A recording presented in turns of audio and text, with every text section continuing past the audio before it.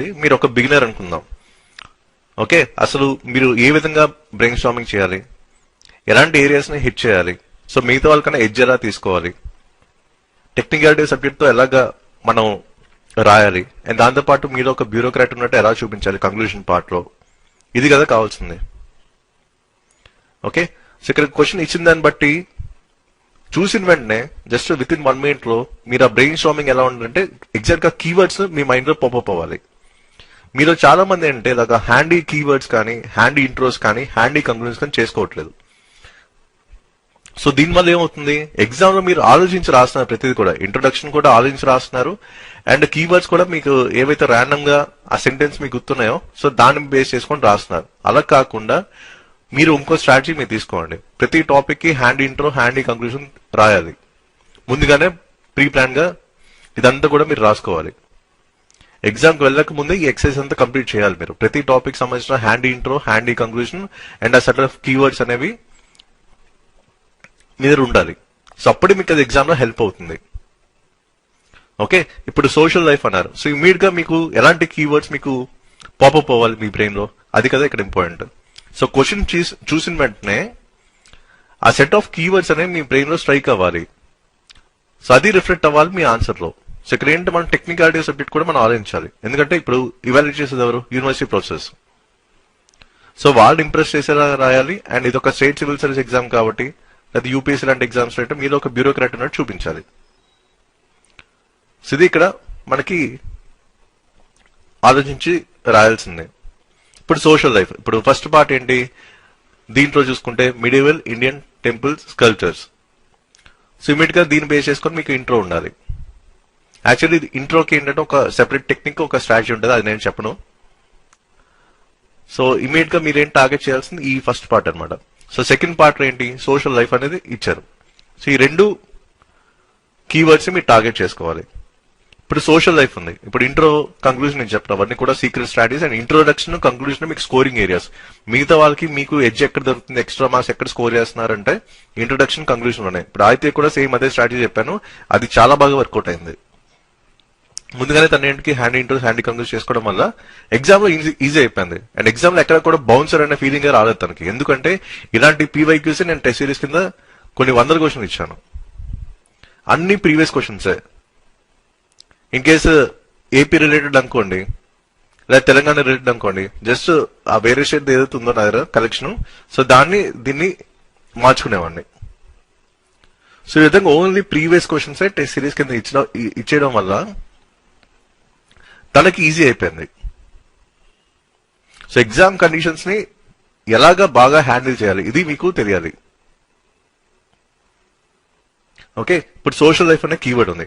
ఇప్పుడు social life అనేసరికి మనకి ప్రతిసారి మీరు చదువుతారు, ఇప్పుడు ఇండస్ వ్యాలీ సివిలైజేషన్ లో సోషల్ కండిషన్స్, లేకపోతే సొసైటీ ఎలా ఉంది, ఇలా ప్రతి సివిలైజేషన్ లో మీరు చదువుతారు.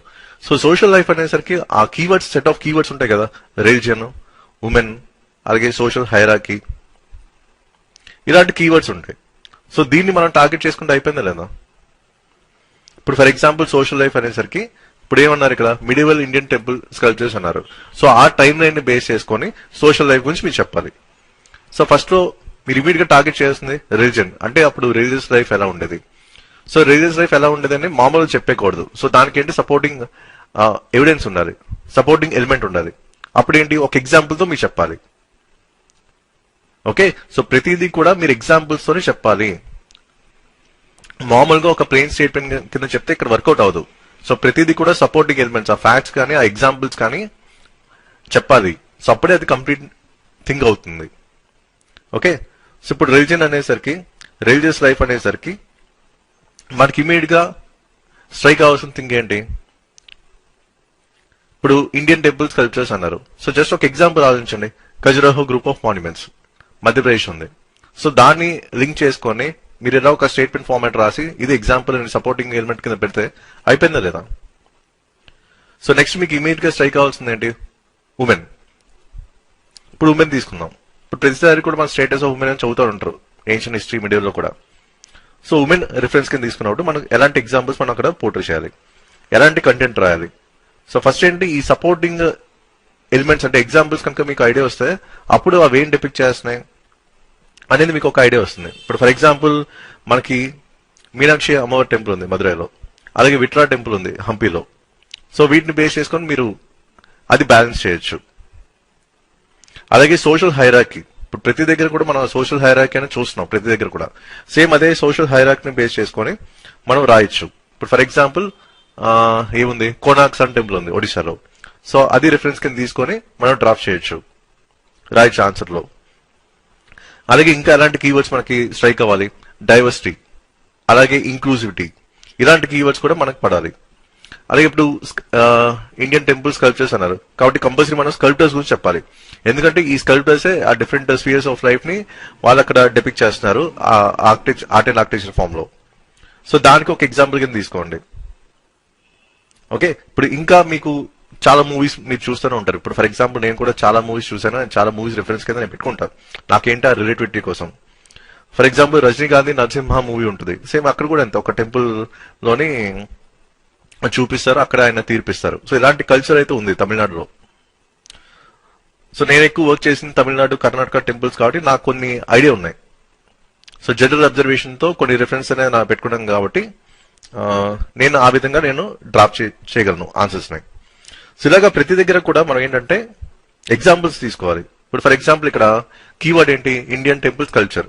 ఇప్పుడు స్కల్చర్ అనేసరికి ఇప్పుడు తమిళనాడులో నేను వర్క్ చేసినప్పుడు చిదంబరం వెళ్ళా, అక్కడ నటరాజ స్వామి ఉంటారు, డాన్సింగ్ శివ. సో ఆ చిదంబరం టెంపుల్ ని రిఫరెన్స్ కింద తీసుకుని అక్కడ ఆర్టిస్టిక్ ఎక్స్ప్రెషన్ బేస్ చేసుకుని రాయొచ్చు. సో ఇలా ప్రతిదీ కూడా మనం ఏంటంటే బ్యాలెన్స్ చేసుకుంటూ వెళ్ళాం అనుకోండి ఎంత ఈజీ అయిపోతుంది. ఇక్కడ 150 వర్డ్స్ అడిగారు.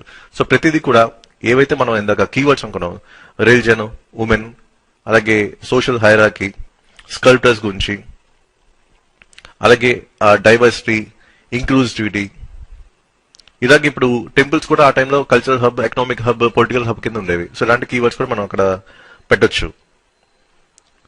సో ఇలా డిఫరెంట్ కీవర్డ్స్ ని టార్గెట్ చేసుకుంటూ దానికి సపోర్టింగ్ ఎలిమెంట్స్ అంటే ఎగ్జాంపుల్స్ కింద మీరు అక్కడ పెట్టారనుకోండి ఆన్సర్ లో, సో ఎంత బాగుంటుంది. సో ఇలాగ మనకి ఏంటంటే ఇమీడియట్ గా ఇలాంటి కీవర్డ్స్ మనకి స్ట్రైక్ అవ్వాలి. ఇలాంటి సెట్ ఆఫ్ కీవర్డ్స్ ఉంటేనే మీరు అక్కడ ఓన్ గా రాయగలరు. సో అక్కడ మీ మెమరీ స్కిల్స్ ని టెస్ట్ చేయట్లేదు, మీ అనలిటికల్ స్కిల్స్ ని టెస్ట్ చేస్తున్నారు.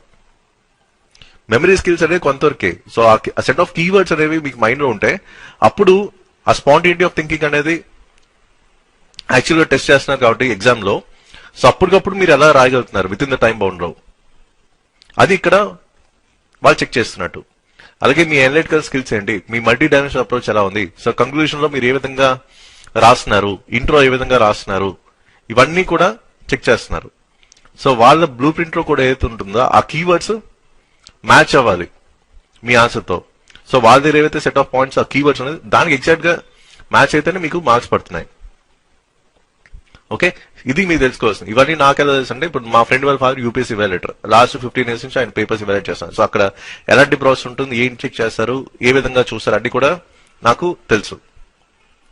అండ్ సేమ్ అదే పాయింట్ ఆఫ్ లో కూడా మనం ట్రైన్ చేస్తాను అండ్ చాలా మంచి మార్క్స్ అయితే వస్తున్నాయి. అది ఆల్రెడీ ప్రూవెన్ రీసెంట్ గా కూడా. లాస్ట్ నోటిఫికేషన్ లో మనం ప్రూవ్ చేసాం కంటెంట్ తో, ఈసారి కూడా మనం ప్రూవ్ చేసాం పర్సన్మెన్షిప్ తో. సో ఈ విధంగా మనకి ఏంటంటే ప్రతి దగ్గర కూడా మన అడ్వాంటేజ్ తీసుకోవాలి. ఓకే, సో బ్రెయిన్ స్టార్మింగ్ ఏ విధంగా ఉండాలి, ఎగ్జామ్ కండిషన్స్ లో ఏ విధంగా ఆలోచించాలి అనేది ఒక అప్రోచ్ అయితే మీకు చెప్పాను. సో ఫస్ట్ థింగ్ ఏంటో ఆర్గానిక్ వేలో ఒక టాపిక్ తీసుకుని వెంటనే పీవైక్యూ అనాలిసిస్ చేయండి అండ్ దానికి సంబంధించిన ప్రతి టాపిక్ కి హ్యాండీ ఇంట్రో, హ్యాండీ కంక్లూజన్ చేసుకోండి. అలాగే మీకు ఇందాక సెట్ ఆఫ్ కీవర్డ్స్ అనగా సెట్ ఆఫ్ కీవర్డ్స్ అని కూడా ఒక లిస్ట్ లో రాసుకొని ఇంకో పక్క దాన్ని ప్యారల్ గా కంటెంట్ రాసుకుంటే మీకు ఈజీ అయిపోతుంది. లేదా ఇక్కడ మీకు ఎగ్జామ్ కండిషన్స్ లో మీరు ఏం రాస్తున్నారు, ఎలా రాస్తున్నారు with in the time bound లో, ఆ స్పాంటేనిటీ ఆఫ్ థింకింగ్ అనేది ఎలా వర్కౌట్ అవుతుంది అండ్ మిగతా వాళ్ళకన్నా ఎడ్జ్ ఎలా తీసుకుంటున్నారు, ఇది అక్కడ మనకి కావాల్సింది. ఇక్కడ ఫైనల్ గా మీకు ఆ స్కోర్ పెరిగితే తప్ప మీకు మంచి సర్వీస్ అయితే రాదు. కాబట్టి ఇప్పటి నుంచి ఆ ప్లానింగ్ అయితే అవసరం కదా. అందరూ కూడా ఎక్కువ ఈ బుక్స్, సిలబస్ కంప్లీషన్ వీటి మీద ఫోకస్ చేస్తున్నారు తప్ప ఇన్ కేసు ఎగ్జామ్ లో నాకు రాని క్వశ్చన్ వస్తే బౌన్సర్ అయితే సో దాన్ని ఎలాగ నేను అప్రోచ్ అవ్వాలి అనేది ఆలోచించట్లేదు. ఇప్పుడు ఇన్ కేసు బిగినర్ అయితే మీరు ఈ విధంగా ఉంటుంది మీకు ఎగ్జామ్ కండిషన్స్. ఆల్రెడీ ఎవరైతే గ్రూప్ 1 మెయిన్స్ ఒకసారి 2 సార్లు రాశారో వాళ్ళకి ఇంకా ఐడియా ఉంటుంది. సో సిచ్యువేషన్ ని, అక్కడ క్వశ్చన్ ని మన కంట్రోల్లో తీసుకోవాలి. ఆ ట్రాప్ లో మీరు పడకూడదు. ఓకే, అఫ్ కోర్స్ ఆ పారాడాక్స్ ఆఫ్ చాయిస్ అనేది ఉంటుంది, కానీ మనకంటూ ఒక బ్యాకప్ స్ట్రాటజీ క్రియేట్ చేసుకోవాలి.